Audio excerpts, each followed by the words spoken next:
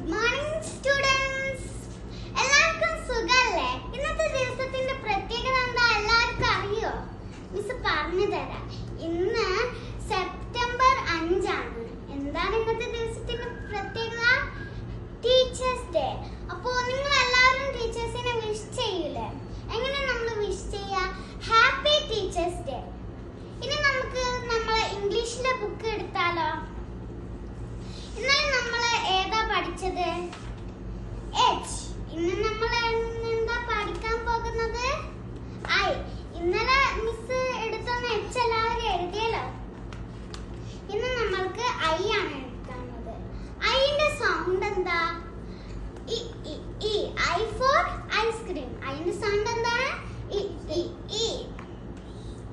അപ്പോ നിങ്ങൾക്ക് I എങ്ങനെ എഴുതാന്ന് അറിയോ? മിസ് കാണിച്ചു തരാം.